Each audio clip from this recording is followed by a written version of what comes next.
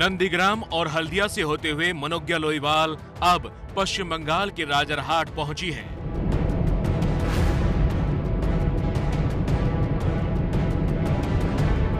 राजरहाट उत्तर 24 परगना जिले में आता है और विधान नगर क्षेत्र का हिस्सा है। 3 विधानसभा सीटों वाले विधान नगर के राजरहाट की सड़कों पर हमें चुनाव प्रचार की हलचल ज्यादा तो नहीं दिखी, लेकिन लोगों ने यहाँ हमें अपने चुनावी मुद्दे और समस्याएं बताई। वेस्ट बंगाल में आपका डेवलपमेंट का बहुत स्कोप है। सिर्फ कलकत्ता एक मेट्रोपॉलिटन सिटी है, तो सारे डिस्ट्रिक्ट से लोग जॉब्स के लिए यहीं पे आते हैं। तो गवर्नमेंट अगर चाहे तो और 2-3 सिटीज को डेवलप कर सकती है। जो पेट्रोल का भाव जो बढ़ रहा है, जो भी गैस का भाव जो बढ़ रहा है, सबको एफोर्डेबल बजट में मिले। शिक्षा या फिर आपका हेल्थ या फिर सिक्योरिटी, ये तो हम लोगों को मिलता नहीं है।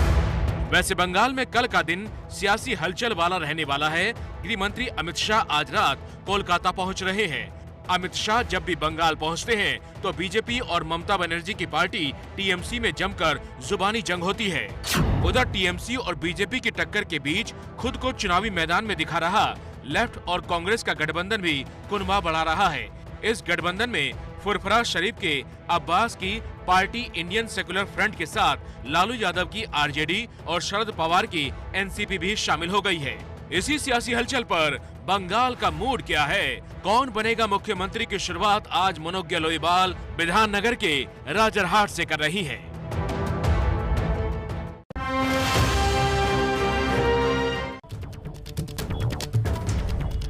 नमस्कार, आमी मनोज्ञा लोईवाल और आप देख रहे हैं अपना पसंदीदा कार्यक्रम कौन बनेगा मुख्यमंत्री, सीधे राजरहाट से, कोलकाता के इस इलाके से जिसने न जाने कितनी बातें, कितनी और यादें रखी हैं। लेकिन इस बार क्या होगा नया? हमारे साथ है एक और जनता, तो वहीं दूसरी ओर है आला नेता विभिन्न पार्टियों के। शिशिर बाजोरिया है बीजेपी से, साइना है हमारे साथ कांग्रेस से, अमित गुप्ता है हमारे साथ तृणमूल कांग्रेस से और हक साहब है सीपीआईएम से। सबसे पहले सवाल करेंगे कि आखिरकार इस बार तृणमूल कांग्रेस के लिए क्या है टारगेट और कैसे इस बार नैया पार लगाएगी तृणमूल कांग्रेस? देखिए, तीसरी बार के लिए ममता बनर्जी मुख्यमंत्री की शपथ लेगी और 294 सीट में ममता बनर्जी को देखकर पब्लिक वोट देगा, उनके काम को वोट देकर वोट देगा। और बीजेपी ये जो पैसा खर्च कर ईडीआई सीबीआई का भय दिखाकर नेताओं को तोड़ रही है, उससे कोई फर्क पड़ने वाला नहीं है। ममता बनर्जी के काम को देखकर पब्लिक वोट देगी। काम तो देखती है, लेकिन जनता ये भी सुनती है कि जय श्री राम पर थोड़ा सा नाराजगी हो जाती है। ऐसा क्या हो जाता है? ये गलत तरह का प्रचार किया जा रहा है। ममता बनर्जी को जय श्री राम के नाम से कोई छीड़ नहीं है। ममता बनर्जी खुद एक नारी है, वो नारी का सम्मान चाहती है। अगर जय श्री राम के जगह जय सिया राम अगर बोले तो ममता बनर्जी खुश होगी। बड़ी गजब बात है, हर बात में शब्द बदलकर राजनीति करने में क्या मिलता है? शिशिर जी आप ही बता दीजिए। मेरे भाई को शायद ये पता नहीं है कि राम जी का परिचय क्या है। सीतापति राम। अब आप जय श्री राम बोलो, जय सिया राम बोलो, उसमें कोई भेद नहीं है। मगर एक बात पूरा दुनिया देखा है, खाली यहाँ की जनता नहीं, क्योंकि कुछ लोग ने जय श्री राम बोल दिया, उसके प्रतिवाद में हमारी मुख्यमंत्री महोदया बैठ गई, बोली मैं भाषण नहीं दूंगा। वो तो ये भी बोली है कि हमें गाली दिया गया, ये बोली है कि हमें अनादर किया गया। देखिए जय श्री राम यहाँ क्या हुआ है, याद कीजिए, अपने उस टाइम पैदा नहीं हुए थे जब हम स्वतंत्रता की लड़ाई लड़ रहे थे।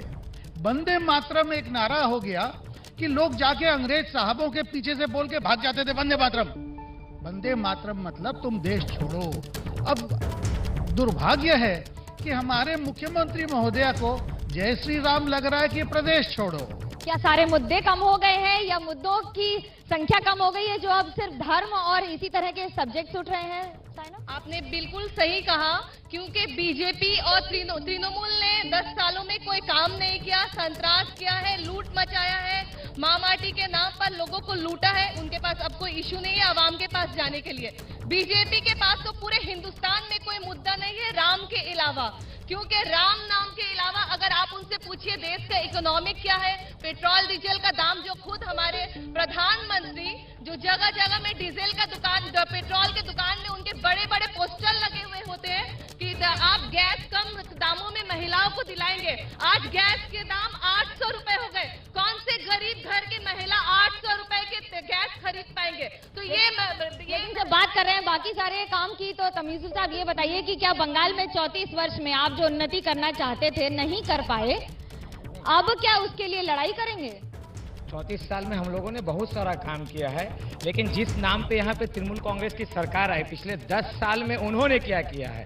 आज जैसे कोई राम के नाम पे लड़ रहा है, कोई जय श्री राम बोलने के नाम पे जो ऐसे झगड़ा कर, असल में ये बिजमुल की जो सरकार चल रही है, ये दोनों के पास कोई मुद्दा नहीं है, न इनके पास कल है, न कारखाना है, न टीएमसी यहाँ कोई कल कारखाना लगा रही है। और एक तरफ बीजेपी जो हमारे देश में स्वतंत्रता के बाद जो हमारे और आपके जो टैक्स के पैसे से जो बना था, उस टैक्स के पैसे से कल कारखाने को हर दिन बिक्री कर रही है और जय श्री राम का नारा देकर करके हमारे देश के सबसे ज्यादा अगर किसी को बेवकूफ बनाया तो हमारे देश के राम भक्त जो हमारे हिंदू भाई लोग हैं, सबसे ज्यादा उनको बेवकूफ। बड़ी दिलचस्प बात है, लेकिन एक बात आपको बता दें कि राजरहाट का इलाका, आपको दिखा दें इस इलाके की खासियत क्या है। ये नई नई इमारतें, जैसे दिल्ली में आपके लिए गुड़गांव और नोएडा है, तो एक और गांव है, करीब 5 पंचायत मिल जाएंगे आपको न्यू टाउन इलाके में, तो वहीं दूसरी ओर बड़ी बड़ी इमारतें, बड़े बड़े दफ्तर। तृणमूल कांग्रेस में वादे और दावे किए गए थे कि जितनी बात होगी कम से कम आईटी का डेवलपमेंट होगा, 2 लाख से ज्यादा लोगों को नौकरियां भी मिली है। और ये सरकारी आंकड़े हैं जो कहते हैं कि न सिर्फ यहां पर 150 से ज्यादा स्टार्टअप्स हुए हैं और कंपनीज हुई हैं, लेकिन उससे कई गुना ज्यादा काम भी हुआ है। जनता से हैं, आप क्या कहेंगे, किसके लिए क्या सवाल है? कि देखिए, ममता आमदी ने 10% जो काम किया है, हम लोग न्यू टाउन में रहते हैं, न्यू टाउन में बहुत सारा आईटीआई है, जो टीसीएस है, यूनिटेक भी है, बहुत सारा आईटी न्यू टाउन में है और भी आ रहे हैं। अभी भी जो आपका सवाल क्या है? मेरा सवाल है, ममता बनर्जी तीसरी बार मुख्यमंत्री बनेगी वेस्ट बंगाल में? देखिए, सवाल नहीं है, जब समर्थक होंगे तो सवाल नहीं करेंगे, लेकिन सवाल क्या है आपका? मैं बीजेपी के प्रतिनिधि को एक बात बता दूं कि आप सवाल करिए। आप जिस तरह से नारी प्रधान अर्थात भारतीय संस्कृति, भारतीय परंपरा में नारी को प्रधानता दी जाती है, आप जिस तरह से सीता को एक हाशिए पर रखकर राम को केंद्र में रखते हैं, हमारी परंपरा, हमारी संस्कृति सीता को लेते हुए जय सीताराम का नारा लगाता है, जय श्री राम का नहीं। इसमें कितनी सच्चाई है? क्या एक शब्द बदल देने से उसका भाव बदल जाता है या सिर्फ सब जानबूझ के किया जाता है? देखिए, ये केवल, मैं तो बोलूंगा इतने दिन बाद कम से कम इनके मुंह से, हमारे मुख्यमंत्री महोदया के मुख से जय सियाराम तो निकला, मैं उसका स्वागत करता हूं। आपके मुख से तो कभी राम निकलता ही नहीं था, क्योंकि आप तो एक तरफा ही देखते थे। अब उसमें कोई भेदभाव नहीं है, कोई विवाद नहीं है। कम से कम उनके मुंह से केवल राम नहीं और सब हिंदू हमारे भगवानों का नाम निकल रहा है। लेकिन बंगाल में दीदी ने कहा है कि मैंने विकास बहुत किया है, जो आईटी कंपनीज बनी है नास्कॉम के साथ और बाकी सारे आंकड़े बता रहे हैं, रोजगार कई गुना ज्यादा बढ़ गया है। केंद्र मदद नहीं करता है, इसलिए बंगाल को दिक्कत होती है। प्राय 5 दशक हो रहे हैं, 34 और 10 प्राय 4.5 दशक बंगाल को मिला है। मैं बंगला शब्द यूज करता हूं, गोल्ला। पहले 34 साल क्या था, शिल्पोर कालो हाथ भेंगे दाओ। जिसका आप बोल रहे हो उसका काला हाथ है, उसको तोड़ देंगे, वो कहां से शिल्प आएगा? उसके बाद क्या आया? सिंडिकेट, तोलाबाजी, जबरन वसूली। जबकि मुख्यमंत्री महोदय, मैं सब कोट उनका ही कर रहा हूं, 21 जुलाई के एक फंक्शन से उन्होंने कहा सिंडिकेट करोगे तो पार्टी नहीं करना। इसका मतलब आप मान रही हैं कि सिंडिकेट कुछ गड़बड़ है। अरे सिंडिकेट तो जबरन वसूली है।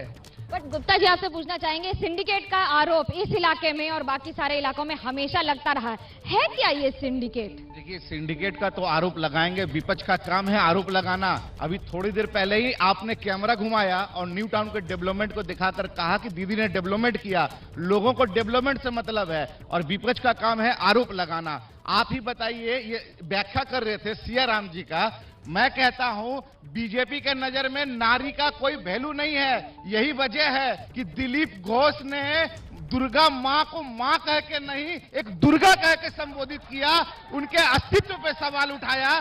जो जगत जननी है, जिन्होंने इस जगत को जन्म दिया है, वो सब हमारी माँ है, उसके ऊपर लालछन लगाया। पहले इनको बोलिए, वो दिलीप घोष का कोटेशन है कि ये बीजेपी अपने को उस कोटेशन से अलग कर। मैं आपसे विकास और सिंडिकेट की बात कर रही हूँ, आप फिर जय श्री राम पे चले जाते हैं। ये आरोप है, ये आरोप है, आप प्रमाण दिखाइए। आरोप तो बहुत सारे हैं। आपके खुद के नेता जो पार्टी छोड़ के जाते हैं वो कहते हैं इतना सिंडिकेट है कि परेशान है। एक से एक ऑपरेशंस हो गए, जिसने इमेज साफ हो गया तस्वीरों में कि चलता क्या है। हालांकि बीजेपी में जब वही नेता जाते हैं तो पता नहीं क्या हो जाता है, साफ सुथरे हो जाते हैं। तो 10 साल तक उनको कुछ नजर नहीं आया। 10 साल आप मंत्री पद भोग किए, सब सरकारी सुविधा भोग किए, और आज ईडी सीबीआई से बचने के लिए बीजेपी में जा रहे हैं। और बीजेपी के पास क्या निरमा पाउडर है कि वहां आप साफ सुथरा बन जाते हैं? कौन सा वॉशिंग पाउडर है जो हर बार आपके पास आदमी आता है तो एकदम साफ सुथरे कपड़ों में दिखाई देता है? बिल्कुल नहीं।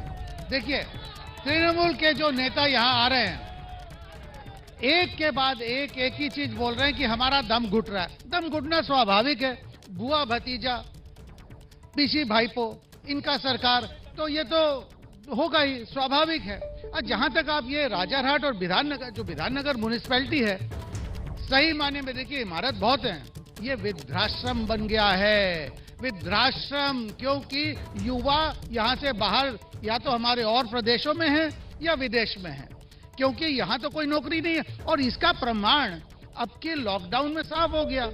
इतने जो हमारे प्रवासी कर्मचारी हैं, जो हमारे युवा है, जो प्रवासी युवा है, उनको सब यहाँ वापस क्यों आना पड़ा? क्यों? कि इनका घर यहाँ है, नौकरी यहाँ नहीं है, न शिक्षा है न नौकरी है। पहले 34 साल जो चला और उसके बाद तो वाम से अति वाम में हम आ गए। वाम से अति वाम, इसको कैसे कहेंगे? कैसे लगेगा जनता पर कम से कम इस दर्द को हटाने के लिए कोई वाम? असल में शिशिर जी जो बोल रहे हैं कि वाम से अति वाम, तो असल में अति वाम जो है इन्हीं की दल है, जो कल तकला जो है टीएमसी में थे, आज जो है बीजेपी में चले गए। और जो आपने सबसे अच्छा सवाल किया कि सिंडिकेट राज जो है, सिंडिकेट राज जो है इस मगरबी बंगाल के अंदर में चलाया किसने? आज जो है वो मुकुल राय हो, चाहे इस अंचल के सब्यसाची दत्ता हो, चाहे वो शुभेंदु अधिकारी हो, ये कल तकला सब जो है इन्होंने ही ममता बनर्जी के साथ जो है बैठ कर करके नंदीग्राम हो, सिंगूर हो, सब में इन्होंने बैठ कर करके ममता बनर्जी का समर्थन किया। और ममता बनर्जी की सरकार को ला कर करके आज जैसे उन्हीं के लोग को लेकर करके फिर आप कहते हैं ये लेकर आए, वो कहते हैं ये लेकर आए, कौन लेकर आया नहीं पता, लेकिन जनता ने तो वोट दिया है। जी, हम हमारे बीजेपी के जो प्रवक्ता है उनसे हम क्वेश्चन करना चाहते हैं कि हमारे यहाँ जब लॉकडाउन था तो आप लोग इलेक्शन जब रहता है तो जय श्री राम का नारा लेकर यहाँ चले आते हैं, लेकिन अब कोरोना का टाइम में लोगों को वो जो मदद मिलनी चाहिए उस समय तो इन लोगों को देखा नहीं गया। उस समय सिर्फ दीदी के लोगों को और उनके कार्यकर्ता। ये बहुत बड़ा सवाल है, लेकिन क्या इसमें क्या सच्चाई है जानेंगे खुद शिशिर जी से। क्या सच्चाई है? कहाँ थे आप उस समय? हाँ, मेरे भाई को ये नहीं पता, शायद वो देखे नहीं या अनदेखा कर रहे हैं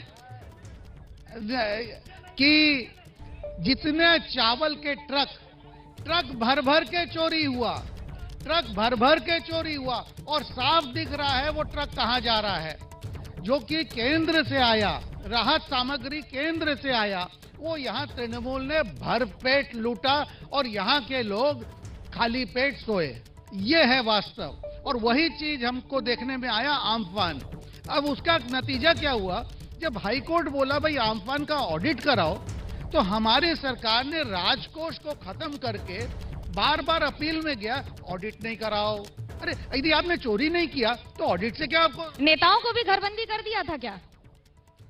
नेताओं को भी तो घरबंदी कर दिया था बीजेपी के नेताओं को ही तो नहीं निकलने दिया जा रहा था। सब आए, हम लोग खुद जैसे लोग भी, कार्यकर्ता भी जा के घर में जाके राहत सामग्री बांटे हैं। इनको यदि नहीं दिखा क्योंकि ये लूटने में लगे थे। क्या सच्चाई है? कांग्रेस क्या? आप बोल रहे ऑडिट नहीं हुआ। मैं बीजेपी से पूछना चाहती हूँ, लॉकडाउन के दरमियान जो पीएम फंड में जो पैसा गया उसका ऑडिट कब होने वाला है, वो भी जवाब दे। बता दीजिए आप।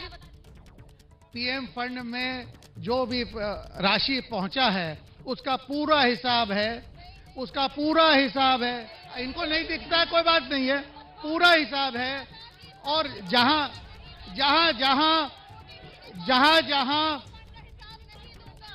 जो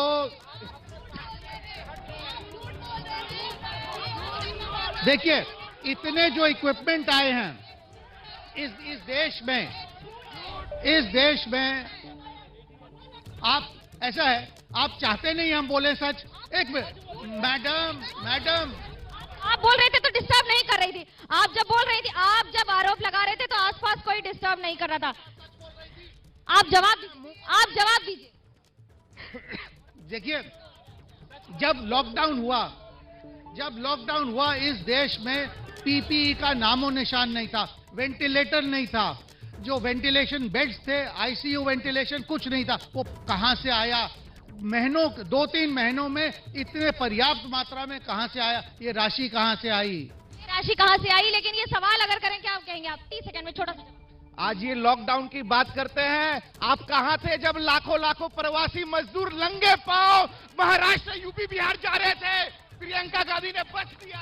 जहां एक और प्रवासी मजदूर तो वहीं दूसरी ओर जनता थी किस तरह से मजबूर, बताएंगे आपको। लेकिन आप देखते रहिएगा एबीपी न्यूज, और कल आपको कोलकाता से यानी कि एबीपी न्यूज की जन्मभूमि से दिखाएंगे शिखर सम्मेलन, जहां बड़े बड़े नाम शिरकत करेंगे और बड़ी बड़ी बातें रखेंगे, और जनता होगी जो सबसे बड़ा किरदार होगी इस पूरे में। आप देखते रहिए एबीपी न्यूज। एबीपी न्यूज में आपका स्वागत है। आप देख रहे हैं कौन बनेगा मुख्यमंत्री। पश्चिम बंगाल की राजनीति में रणनीति रोज रोज बदल रही है। पूछते हैं जनता से क्या है उनके सवाल। क्या सवाल है आपका?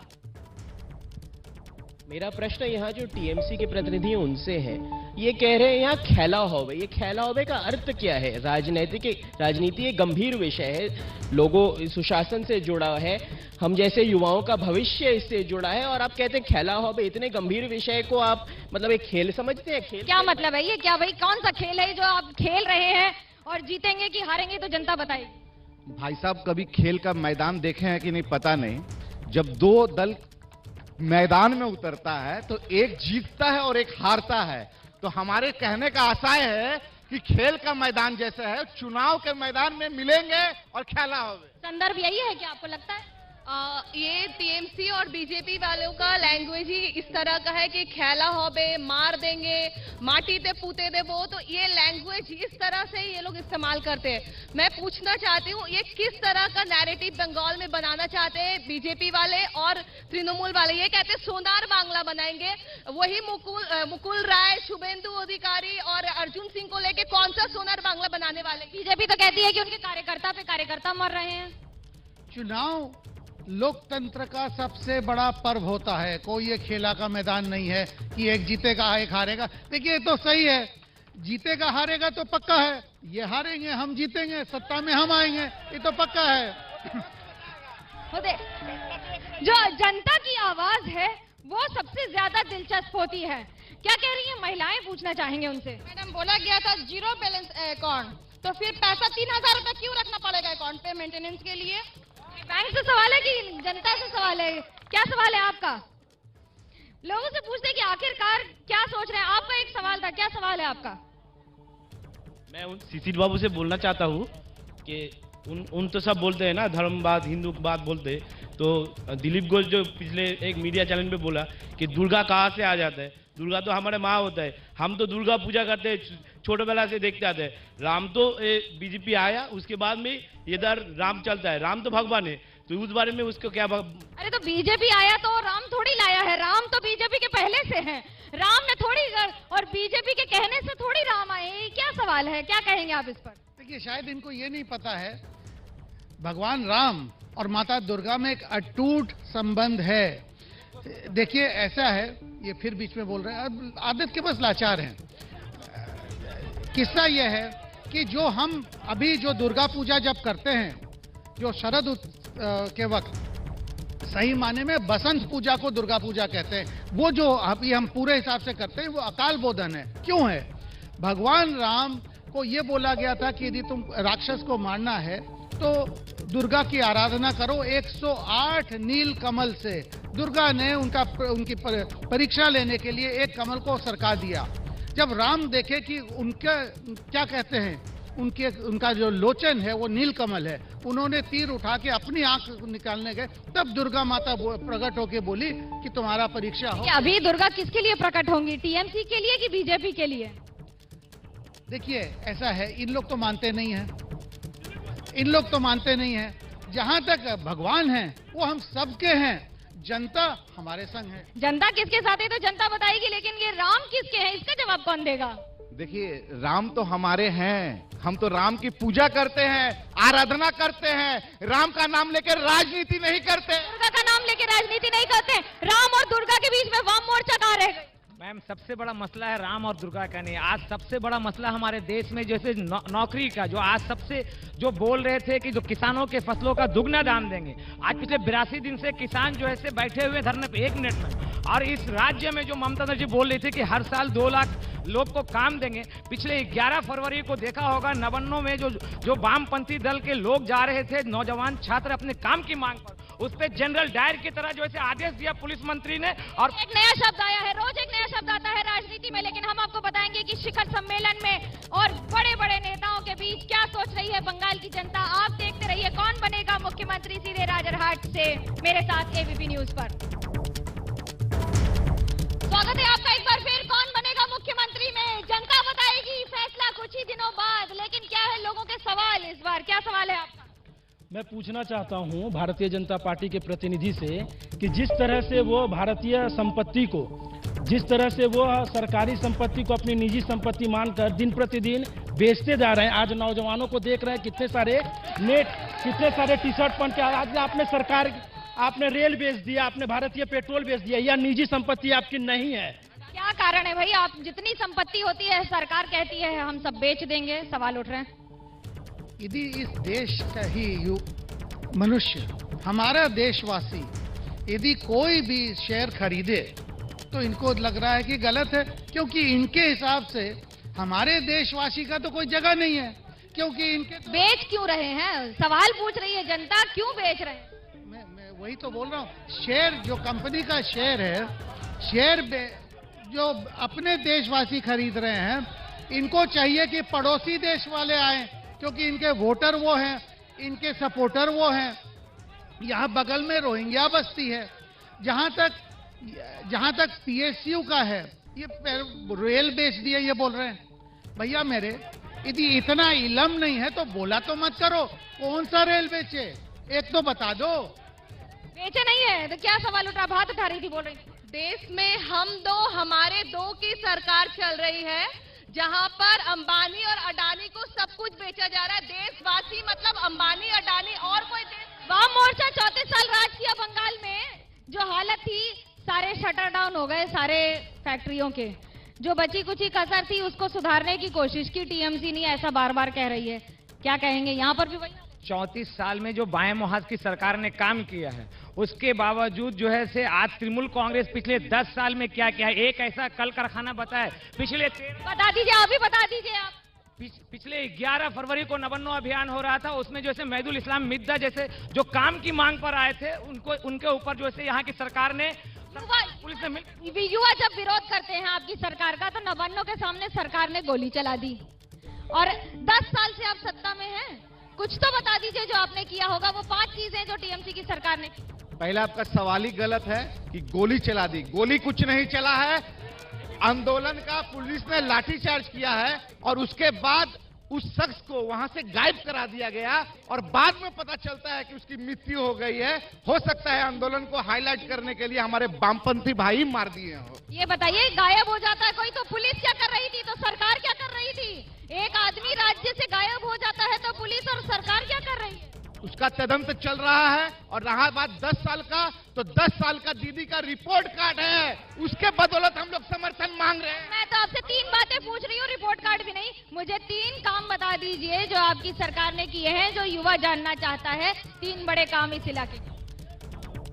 पहला नंबर बात तो इनसे पूछिए कि मोदी जी को अंबानी के घर पोता पैदा। मैं आपसे सरकार की बात करती हूँ, राज्य की। आप चले जाते हैं केंद्र पर, मुद्दा नहीं बचा है। अगर ममता दीदी काम करती तो अभी अंडा भात खिलाने की जरूरत नहीं आती, तब युवाओं के पास रोजगार होता, वो सेल्फ एम्पावर होते। बात करते रहे उत्तर प्रदेश और बाकी राज्य की। ये देखिए, अब ये एक और रिपोर्ट कार्ड, ये है टीएमसी का फेल कार्ड। और उसका मैं सबसे बड़ा उदाहरण दूं, 10 साल के बाद, 10 साल यदि ये काम करते तो गोधूली के वक्त इनको द्वारे नहीं जाना पड़ता। ये इसमें मैं 1-2 लाइन बोलूं, मैली चादर ओढ़ कर द्वार तुम्हारे आऊं, हे पावन परमेश्वर मेरे मन ही मन पछताऊं। यदि आप काम किए होते, आज आपको 10वें साल, जब आप गोधूली नहीं, आप संध्या में जा रहे हैं, निशा में जा रहे हैं, आपको उस वक्त। अब ये क्या काम है, 10 साल खत्म होने आ रहे तो आप दुआरे दुआरे सरकार बता रहे हैं। सरकार 9 साल क्या कर रही थी? भाई साहब मोदी भक्त है ना, तो झूठ भी ऐसा सजा के बोलते हैं कि वो सच लगता है। दीदी का आपको समझना होगा कि 10 साल का जो लाया हुआ प्रकल्प है, उसमें अगर कोई छूट गया हो तो दीदी दोबारा चांस दी है कि आपको नहीं, सरकार आपका घर जाएगी और सबको उसका फायदा। अरे ये काम आपने पहले क्यों नहीं कर दिया? चुनाव के 6 महीने पहले क्यों याद आया? मैं यहाँ पे अपने टीएमसी के भाई से पूछना चाहता हूँ कि पिछले 10 साल में एक ऐसा कल कारखाना बताया जहाँ पे जो है यहाँ के पश्चिम बंगाल के नौजवान भाई को काम मिला हो, और पिछले 7 साल से ये बेच रहे हैं। एक ऐसा कल कारखाना बताया जहाँ बीजेपी सरकार आने के बाद हमारे देश में एक ऐसा कल कारखाना हमने खरीदा और बनाया है। दोनों भाइयों से पूछ रहा हूँ मैं कि टीएमसी और बीजेपी के लोगों ने कितना कल कारखाना बनाया। मुझे ये बताइए, हर कल कारखाने में यूनियन तो आपकी होती है, काम आप नहीं करने देते, ताला आप लगवा देते और दोनों सरकार की गलती बता देते। जो सरकार आई है 8 घंटे की जगह में 12 घंटा काम करने पे मजबूर कर रही है। जो ब्रिटिश सरकार काम कर रही थी कि 16 घंटा काम करा करके खून ले रही थी, आज वही ब्रिटिश सरकार के जैसे 34 साल आपकी सरकार थी, मुझे ब्रिटिश की बात मत बताइए, 3 दशक की वाम मोर्चा की बात बता दीजिए। 34 साल में हमारे इस राज्य के किसानों को जो है जमीन मिला, 34 साल में पंचायती राज मिला। आज भी जब टीएमसी की सरकार कुछ नहीं कर पाई इस कोरोना महामारी के दरमियान। क्या जनता ये मानती है? जनता से पूछ लेते हैं ना, मैं क्यों सवाल का जवाब दूं? आपको लगता है कि वाम मोर्चा ने बेहतर काम किया था? शिशिर जी से एक क्वेश्चन है कि स्वास्थ्य साथी दिलीप घोष जो बोल रहे थे कि फेलियर है, और स्वास्थ्य साथी के लाइन में दिखा गया उन्हीं का फैमिली स्वास्थ्य साथी कार्ड बनाने के लिए लाइन में लगे हुए हैं। क्या बताइए, लोगों की तबीयत खराब हो जाती है स्वास्थ्य साथी कार्ड को लेकर, उस पर भी बीमारी के सवाल। देखिए, सबसे बड़ा समस्या क्या है, आयुष्मान भारत के जो कार्ड होल्डर है उसको पूरे देश में चिकित्सा मिलता है। स्वास्थ्य साथी बंगाल के सरहद से बाहर जैसे जाएंगे वो कार्ड बंद है। बंगाल में भी बहुत सारे अस्पताल नहीं कार्ड लेते हैं, और इसीलिए तो ममता बनर्जी को बोलना पड़ता है तुम्हारा लाइसेंस ले लेंगे। अच्छा, मुझे एक बात बताइए, अगर आयुष्मान से बेहतर बंगाल की स्कीम है और जनता को पसंद आ रही है तो क्या दिक्कत है बीजेपी को? जनता को पसंद आने का कारण क्या है कि विकल्प तो है नहीं।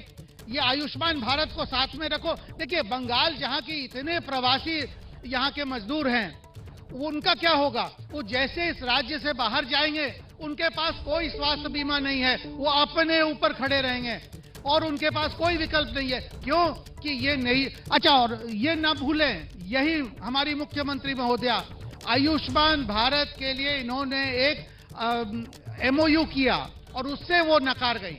सरकार के पास कहती है पैसे नहीं है, आप कहते हैं आपकी सरकार में पैसे नहीं है, तो ये स्वास्थ्य साथी का 5 लाख का बीमा का खर्चा क्या पड़ोसी राज्य देंगे? स्वास्थ्य साथी से इसीलिए बीजेपी वालों को दिक्कत है कि स्वास्थ्य साथी कार्ड के माध्यम से साधारण लोग को 5 लाख का फ्री चिकित्सा मिल रहा है और प्राइवेट इंश्योरेंस कंपनी में ताला लग जा रहा है। एक के बाद एक सवाल और जवाब लौटेंगे एक छोटे से ब्रेक के बाद। और आपको याद दिला दें, शिखर सम्मेलन कल सारे दिन कोलकाता से। रहिएगा सिर्फ और सिर्फ ABP न्यूज पर, आपको रखे आगे। लोगों के ही मुंह से क्या है सवाल आपका? क्या पूछ रहे थे आप? प्रश्न है, जो ममता बनर्जी स्वास्थ्य साथी कार्ड बनाया उसमें बराद्दो किया 1,500 करोड़, तो बोला 10 कोटी लोग को दे दिया है, तो 10 कोटी लोग को दे दिया तो पर हेड में 150 रुपया करके गया, तो कहाँ से स्वास्थ्य साथी कार्ड होगा? कहाँ से स्वास्थ्य साथी हुआ? सरकारी आंकड़े हैं। आपका भी एक सवाल था, क्या कहेंगे? क्या सवाल है आपका? बड़ा सवाल है, बीजेपी सरकार से पेट्रोल और डीजल का दाम कब कमेगा? पेट्रोल और डीजल का दाम बताइए, कभी सोचा ही नहीं था, लेकिन मान लीजिए जैसे आग लग गई है पेट्रोल और डीजल के दामों में, पहले पूछेंगे कि तृणमूल कांग्रेस स्वास्थ्य साथी के पैसे से क्या सरकार की ही तबीयत खराब हो रही है? बिल्कुल गलत बात है। स्वास्थ्य साथी कार्ड को दिखाकर लोगों फ्री 5 लाख रुपए का चिकित्सा का लाभ ले रहे हैं और प्राइवेट इंश्योरेंस कंपनी जितना है उनको तकलीफ हो रही है। इसीलिए बीजेपी को भी तकलीफ हो रही है, क्योंकि कोई भी एग्जीक्यूटिव फोन करता है कि सर आपको इंश्योरेंस कराना है, तो वो बोलती है मेरा इंश्योरेंस तो 5 लाख रुपए का दीदी ने करवा दिया है, अब हमको कोई प्राइवेट कंपनी का। आयुष्मान भारत से क्या दिक्कत है? उसके साथ आयुष्मान भारत भी लागू कर दीजिए, दोनों एक साथ चले तो क्या दिक्कत है? एकदम आयुष्मान भारत में कंडीशन है कि घर में फ्रिज नहीं होना चाहिए, टीवी नहीं होना चाहिए, किंतु स्वास्थ्य साथी में कोई कंडीशन नहीं है। कितनी सच्चाई है इस बात में, ये सब कंडीशंस की? सच्चाई ये है कि एक तरफ तो दिवालिया हो गया यहाँ का राजकोष, और स्वास्थ्य साथी में मुझ जैसा आदमी भी उसको बीमा मिलता है। मेरे को क्या दरकार है हमारे? तो इसका मतलब क्या, यहाँ 10 करोड़ जो आबादी है सब एकदम जनता जनार्दन के पास, किसी के पास पैसा नहीं है। बताइए क्या जरूरत है सबको देने की? आप कहते हैं कि किसी की बात नहीं रखते, अब दे दिया तो दिक्कत। सबसे पहला बात है कि आज देश में ऐसा नौबत क्यों आया कि एक तरफ स्वास्थ्य साथी, एक तरफ आयुष्मान भारत। आज हमारे देश के मेडिकल सेंटर का हालात खराब है। सरकारी सेक्टर है, जितना भी सरकारी मेडिकल है, वहाँ जो है नर्स नहीं है, डॉक्टर नहीं है। बिना पीपी किट के कितने डॉक्टर और नर्सेज मारी गए हैं। मुझे ये नहीं समझ में आता, 34 साल आपने राज किया, 70 साल आपने राज किया देश में, और आज अगर हालत खराब है तो उसके लिए टीएमसी और बीजेपी जिम्मेदार है। आज हिंदुस्तान में जो कुछ भी है, जो भी इंफ्रास्ट्रक्चर है, सब कांग्रेस का देन है। और अभी हम सरकार में नहीं है, अगर सरकार में है टीएमसी और सरकार में बीजेपी, तो सवाल उनसे पूछना चाहिए, जवाबदेही उनकी बनती है। और ये बात जो कहा गया है, स्वास्थ्य साथी, हमारे हॉस्पिटलों के हालात इतनी खराब है कि आज भी डॉक्टरों को पीपी किट तक नहीं मिल रहा। क्या बात कहेंगे आप कह रहे पीपी किट इंडिया बना रहा है, यहाँ कुछ मिल ही नहीं रहा है जमीन पर। जहाँ तक देश की मूलभूत सुविधा का है, इस देश के रक्षा मंत्री, जो कांग्रेस के रक्षा मंत्री सदन के पटल में बोले कि हम लोग सरहद पे वहाँ पर सड़क नहीं बनाते, इसलिए नहीं बनाते कहीं चीन घुस ना आए। ये तो इनकी रक्षा है। रक्षा का क्या करेंगे बताइए? एक और भारत चीन चला जाता है बंगाल की लड़ाई में, तो वहीं दूसरी ओर जनता के सवाल जिनका अभी भी नहीं मिल रहा है जवाब। आप देखते रहिए एबीपी न्यूज। कौन बनेगा मुख्यमंत्री, सीधे कोलकाता के राजरहाट से। कौन बनेगा मुख्यमंत्री, जानते हैं कुछ लोगों से। इस बार किसकी होगी सरकार, किसको देंगे वोट? टीएमसी। तृणमूल कांग्रेस।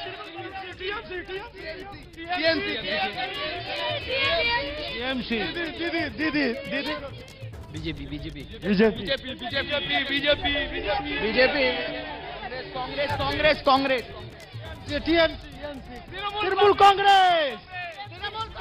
कि जनता किसी को भी वोट दे, लेकिन हम ये जानते हैं और धन्यवाद करेंगे आज हमारे सारे पैनलिस्ट का, शिशिर जी का, साइना का, अमित जी का और साथ ही जमीउल साहब का, कि आखिरकार इस बार इन 4 पार्टियों के मद्देनजर किस तरह होगी चुनाव की रणनीति, क्या कहेंगे लोग।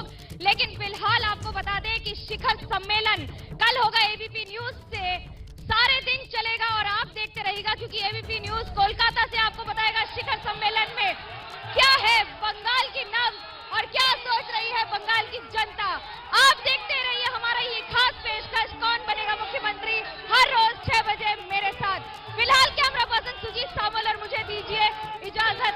आप देखते रहिए एबीपी न्यूज, आपको रखे आगे।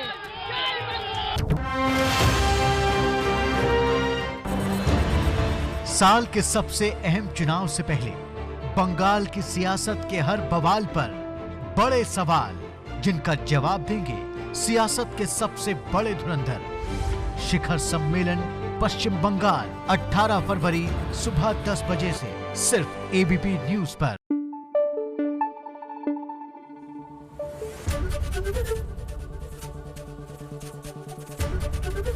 एबीपी न्यूज आपको रखे आगे।